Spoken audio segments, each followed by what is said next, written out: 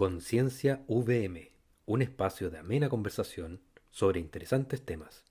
Un programa del Departamento de Ciencias Básicas y transmitido por Radio Universidad Viña del Mar.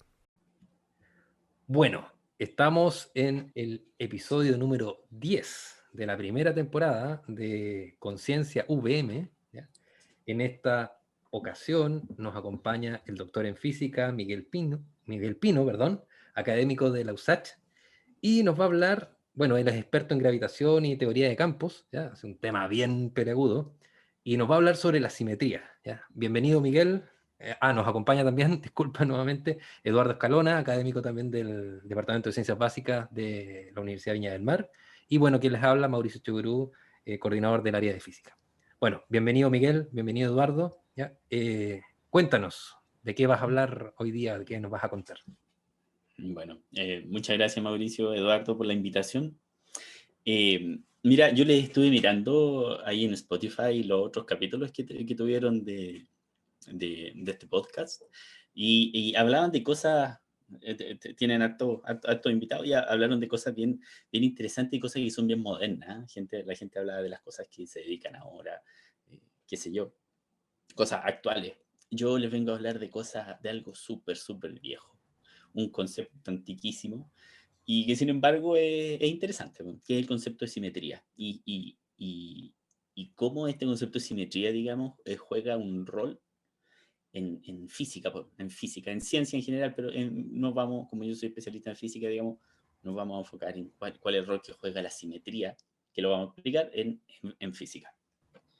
Sí, Miguel, y cuéntanos un poco, esta simetría nace desde la matemática, ¿cierto? Y luego la física empieza ¿a qué? ¿A utilizarla como herramienta de cálculo? ¿O nos cuentas un poquito ahí de la simetría, cómo se vincula con el resto de la ciencia? Claro, o sea, el concepto de simetría, y como tú dices, es una cuestión ya es matemático, es una observación. Yo diría que el primer lugar donde uno observa simetrías son simetrías geométricas. Cuando uno piensa en geometría, uno se imagina cosas que si las doy vueltas se ven iguales o ese tipo de cosas. Los matemáticos, como tú mencionas, hace ya mucho tiempo, uno o dos siglos atrás, formalizaron el concepto de simetría y posteriormente el concepto de simetría un poco más abstracto se empezó a utilizar en física, como le voy a contar en un ratito. Se empezó a utilizar en física y resulta que la mayoría de los sistemas físicos que exhiben algún grado de simetría, la simetría deja alguna huella en el sistema. Insisto, les voy a mostrar con ejemplo. Entonces, yo lo que quería partir haciendo era definir el concepto de simetría. ¿A qué nos referimos con simetría? Es una palabra tan usual, pero tratemos de definirla de manera un poquito más formal, digamos. Entonces, la mejor manera de definir para mí es a través de un ejemplo, ¿cierto? Entonces, yo lo que quiero que se imaginen es un triángulo, nada más que un triángulo súper sencillo, un triángulo con todos sus lados iguales, un triángulo equilátero y que está ahí parado, digamos, con su base puesta bien horizontal, ¿ya? No puede ser con Entonces, el vértice en el suelo, ¿no? o sea, también te lo podía imaginar ahí, no, Sí. no, no cambia mucho Era la. muy invertida. Es que Claro, divertido eso, todo el mundo, si me imagino un triángulo, me imagino el que triángulo tiene con que su estar base. descansado. Claro, no te lo imaginas nunca con el vértice hacia abajo, pero ya no importa, sí. Claro, es cierto eso, ¿no? Sí. Eh, bueno, entonces, el triángulo, uno puede hacerle ciertas transformaciones al triángulo. Y yo podría, por ejemplo, hacerle una rotación al triángulo. Yo podría agarrar, poner el centro del triángulo ahí, lo dejo fijo y roto el triángulo en torno a ese centro. Y resulta que si yo lo roto en 45 grados, el triángulo va a quedar medio chueco, ¿cierto? Pero sin Sí. embargo, si lo roto en 120 grados, el triángulo queda igual, porque es como que un vértice pasa a ser el otro y el otro pasa a ser el otro, digamos. ¿Ah? Y el triángulo queda igual. Entonces hay una transformación que yo le hago al triángulo, que en este caso es una rotación en 120 grados que deja igual al triángulo. Y lo puedo hacer también en 240 grados, o incluso lo puedo hacer para el otro lado, digamos. ¿Ah? Puedo hacer una rotación para el otro lado. Y existen estas rotaciones que dejan el triángulo invariante, digamos. O sea, yo le aplico esta transformación al triángulo y queda igual. Hay otras cosas que yo le puedo hacer al triángulo. Por ejemplo, yo puedo intercambiar los vértices. Si ustedes tienen dos vértices y los intercambian, eso también deja el triángulo igual. Ese otro tipo de transformación que yo le puedo hacer al triángulo y lo deja igual. Entonces, Espera, entonces tú estás diciendo un poco que hay diferentes tipos de simetría, ¿o no? sí, sí, exacto. Fíjate que, claro, de estas transformaciones que estoy hablando, hay unas que son rotaciones, hay otras que son intercambiar vértices, ¿cierto? Y pueden ser, en su naturaleza, son cosas distintas, yo lo hago al triángulo, pero lo importante de eso, digamos, el concepto que uno puede abstraer de ahí, es que es una transformación que yo le hago al triángulo. Entonces, en eso quiero hacer hincapié, que son, digamos, transformaciones que yo le hago al triángulo que lo dejan igual. Es decir, que por más que Usted, se vea igual, lo estoy transformando, de alguna forma. claro, claro, lo transformo y sin embargo el triángulo se ve exactamente igual. Ya. Entonces, por supuesto, no tiene por qué ser un triángulo, ustedes se lo pueden imaginar con cualquier figura geométrica. No sé, imagínense un vaso, el vaso que tengo aquí encima de la mesa. El vaso también lo puedo rotar y se ve igual. Y sin embargo, no tengo que rotar el vaso en 120 grados, lo puedo rotar en cualquier ángulo y el vaso se sigue viendo igual. Entonces, muchas figuras geométricas, muchas de las cosas con las que uno está rodeado tienen un cierto grado de simetría y con eso me refiero a que hay ciertas transformaciones que yo le puedo hacer y lo dejan igual. Entonces, ese es el concepto clave del asunto. Una simetría es una transformación que yo le hago a algo, en este caso el triángulo, que lo deja invariante. ¿Ya? Invariante, estoy súper acostumbrado a usar la palabra invariante porque es como una deformación profesional. Pero con invariante me refiero a que le aplico la transformación y no cambia, se ve igual. ¿Ya? A eso me refiero con invariante. Entonces, a la transformación es lo que uno llama la transformación de simetría. Oye, Miguel, y Dime. fíjate que luego de ya introducir el concepto, fíjate que tenemos un nombre bien relevante en las simetrías, que es la investigadora, porque aquí lo tenemos más en los textos como señorita. La verdad es que no es la señorita, es la investigadora, Emi Noether. ¿Qué rol cumple ella dentro de la simetría? Cierto. Mira, estuve leyendo un poco la biografía de ella y la biografía de ella es bien interesante. Ella era una matemática a final del siglo XIX y, y bueno, para mí es bien sorprendente que ella tiene un resultado muy interesante que se llama el teorema de Noether, que tiene es a mi parecer el teorema más importante que hay en física, ¿ya? Pero es mi opinión. Y lo que me sorprende también es que los matemáticos, ella hizo mucho aporte en el área de álgebra abstracta, entonces también es una figura muy importante en el desarrollo para los matemáticos. Entonces, ella básicamente fue una de las matemáticas más destacadas de su tiempo. Y era alemana y trabajaba en alguna universidad. Se tuvo que arrancar a Estados Unidos después cuando empezó el régimen nazi. Eh, y ella fue la primera persona, digamos, en formalizar, en darse cuenta y explicitar, digamos, cuál es la consecuencia que tienen las simetrías en los sistemas físicos. Y ese teorema se llama el teorema de Noether. Y para ejemplificárselo, les quiero dar un ejemplo. Seguramente usted, bueno, Mauricio de seguro, Eduardo probablemente, cuando uno pasa por un curso de física, una de las primeras cosas que te enseñan es cinemática. Entonces usted suelta una pelotita desde la parte de arriba de un edificio, ¿cuánto se demora la pelotita en caer, en llegar al piso? Y uno resuelve ese tipo de problemas. O si uno tira un proyectil, qué sé yo, el proyectil cuando llega arriba, a qué altura alcanza, qué sé yo. Y ahí en cinemática uno resuelve ese tipo de problema. Pero fíjate que hay algo que uno hace cuando resuelve esos ejercicios que, que uno lo hace sin darse cuenta.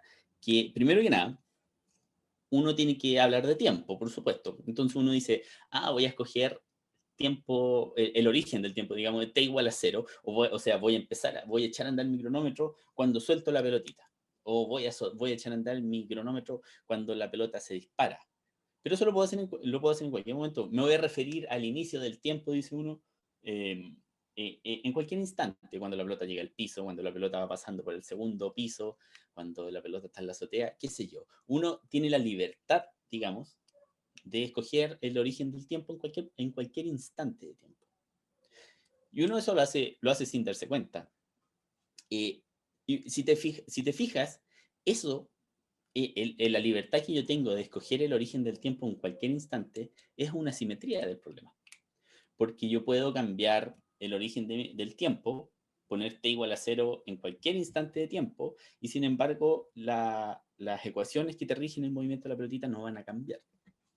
Eso es una simetría del problema.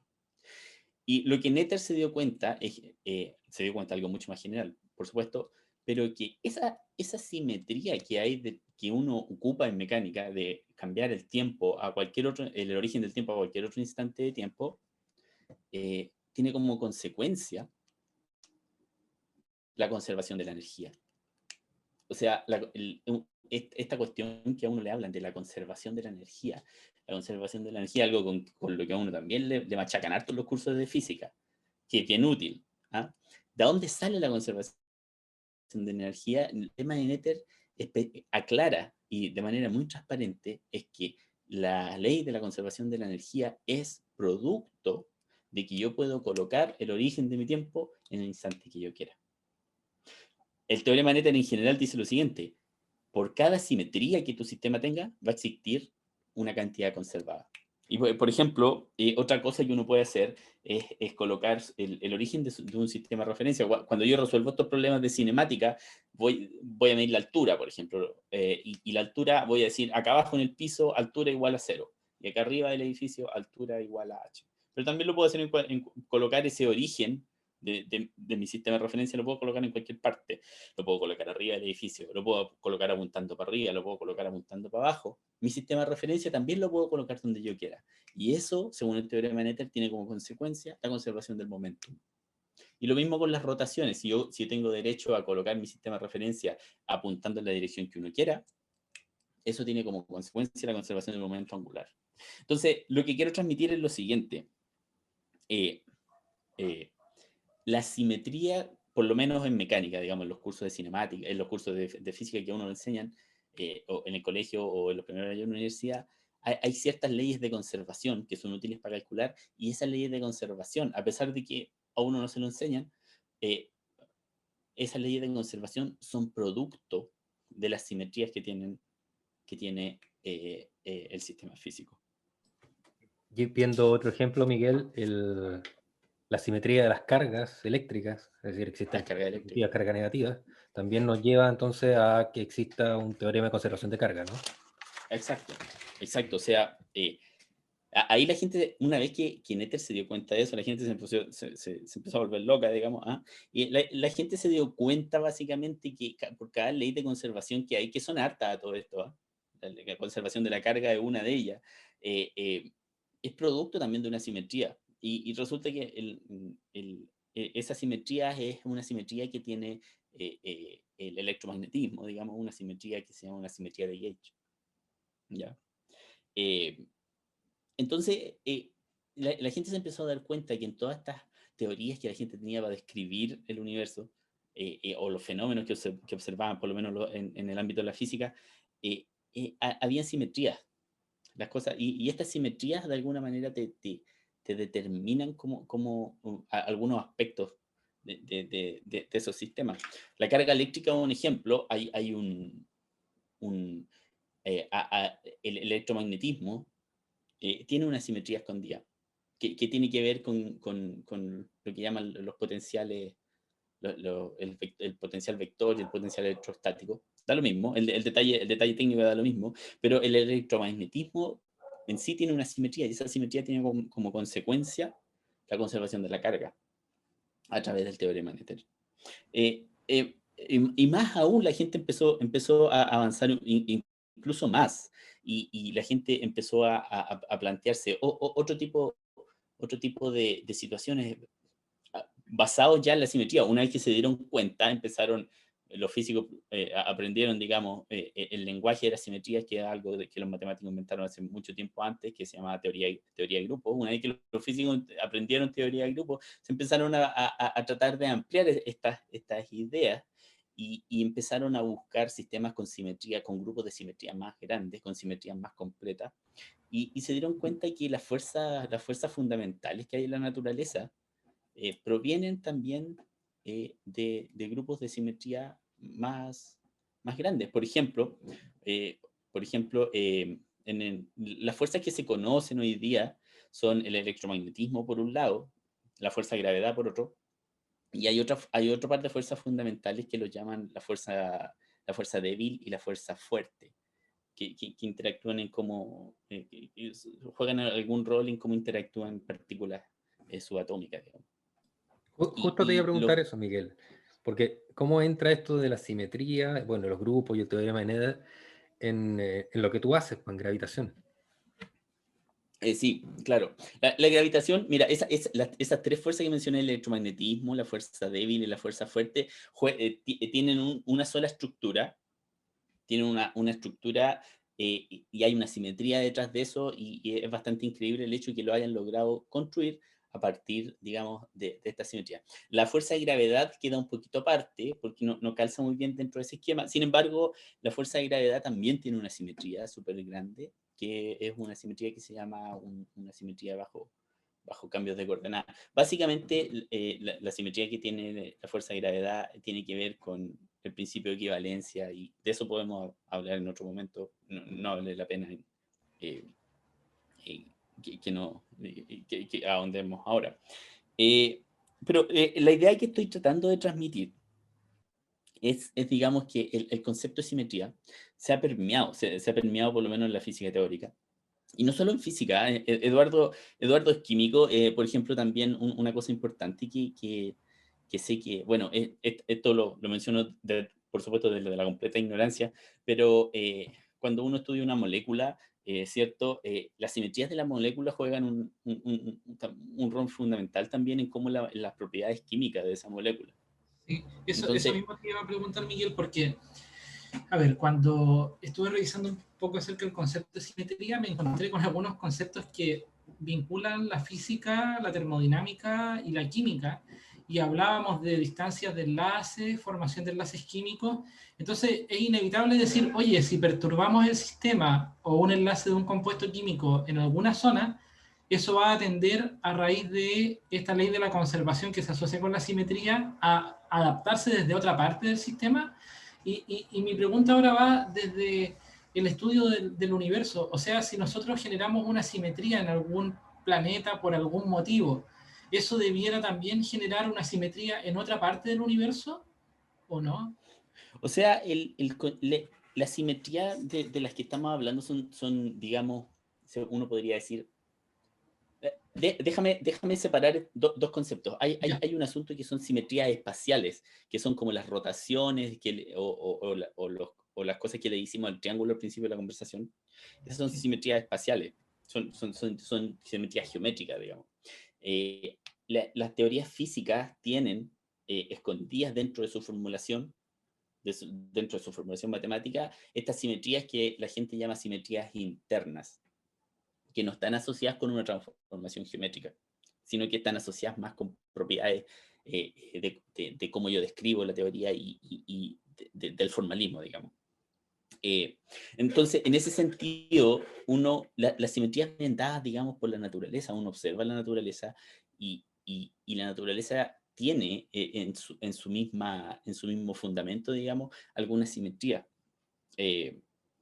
Esta simetría que yo les mencionaba de poder colocar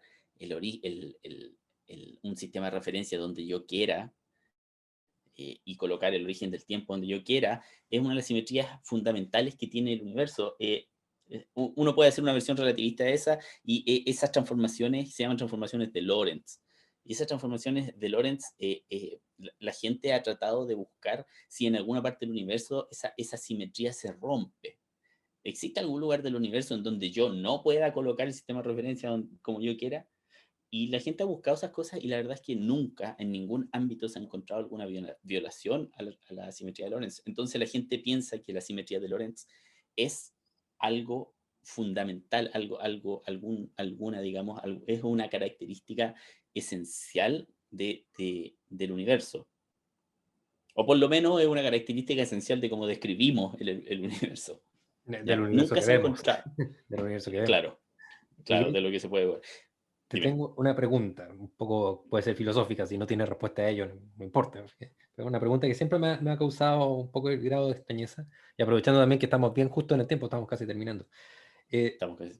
Ujú, Mira, pensemos en lo siguiente, que yo tengo un sistema cualquiera, pensando sistema puede ser una célula, una galaxia, un sistema planetario, una máquina, ujú, y nosotros sabemos que todos los sistemas tienden a estados de mínima energía, es decir, gastar la menor energía posible.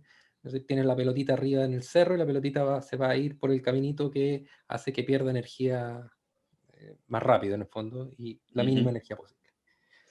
Y eso, por lo que entiendo, puede generar o es causa de las simetrías. Entonces, eso genera simetría.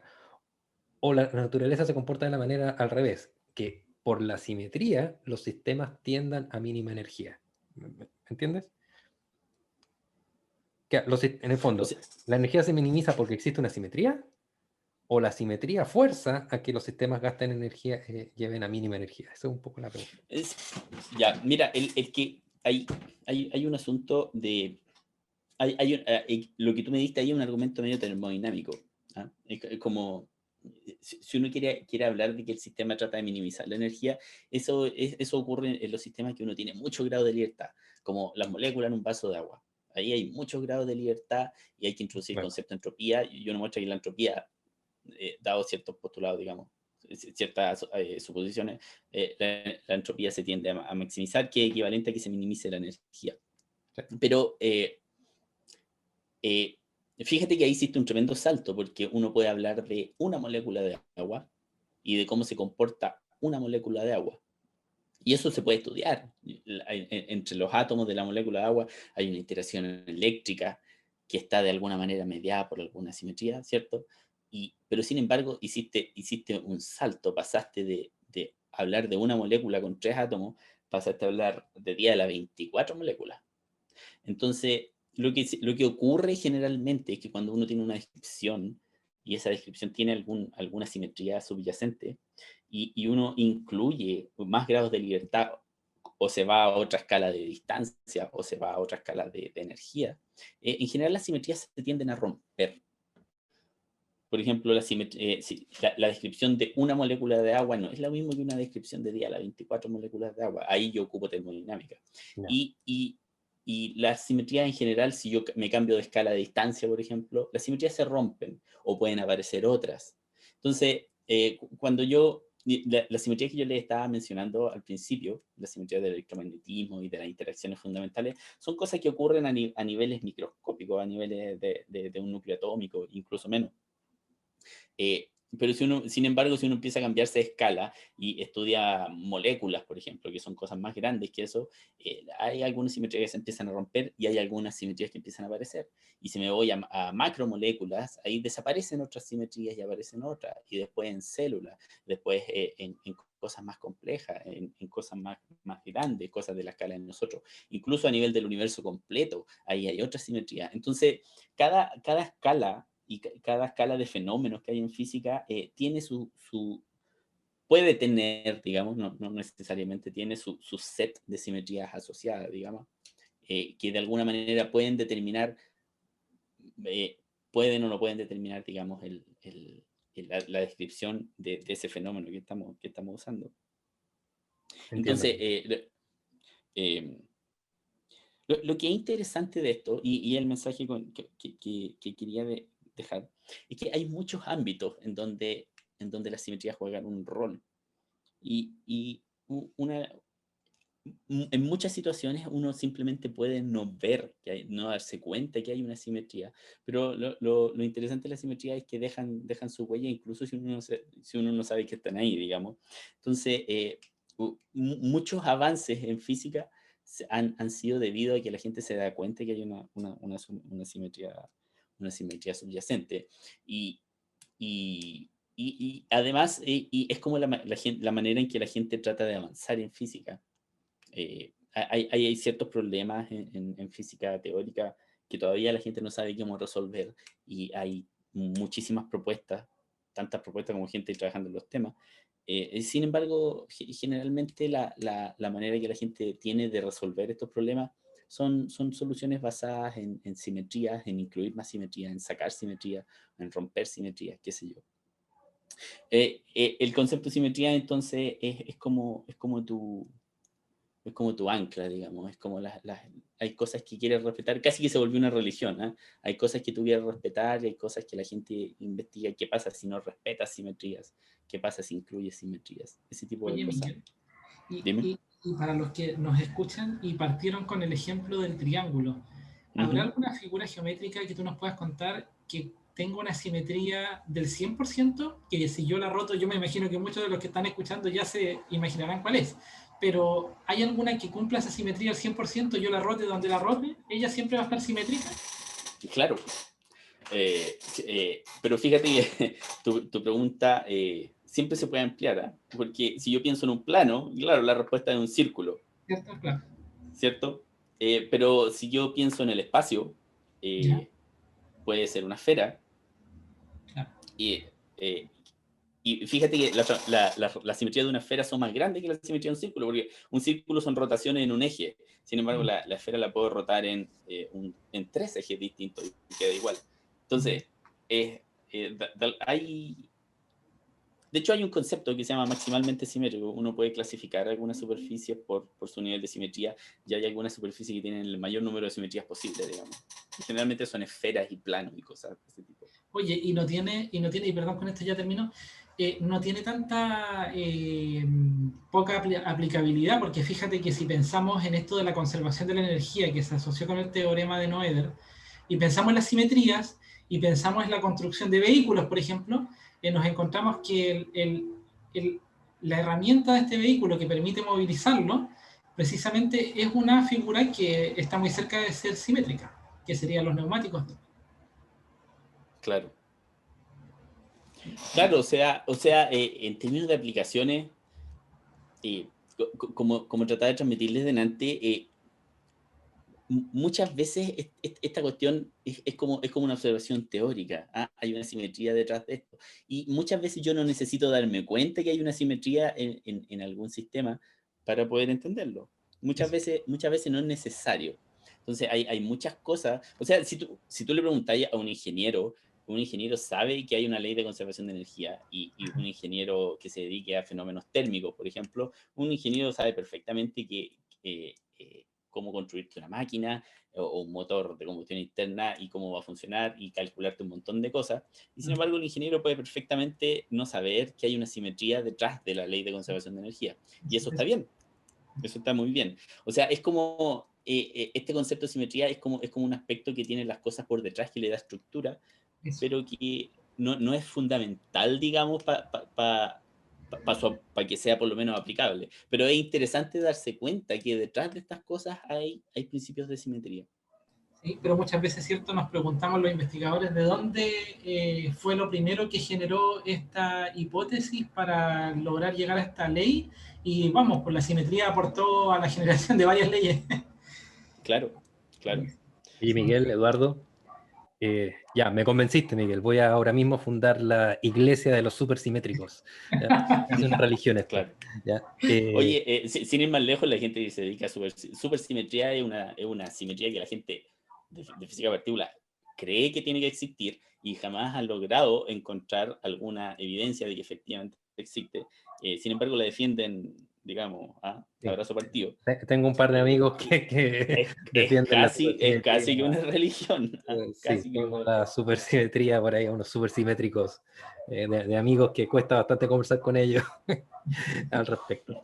Oye, Miguel, Eduardo, este es, como decía en un comienzo, este es el episodio número 10 y último de la primera temporada de estos podcasts, así que agradezco infinitamente a Miguel.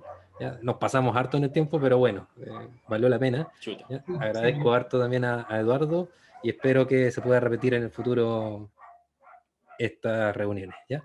Muchas No, sin gracias. lugar Muchas gracias a ustedes por la invitación. Ya, chao. Chao, chao. Los esperamos en 2 semanas más, en este mismo horario, con un próximo episodio de Conciencia VM, un programa del Departamento de Ciencias Básicas de la Universidad Viña del Mar.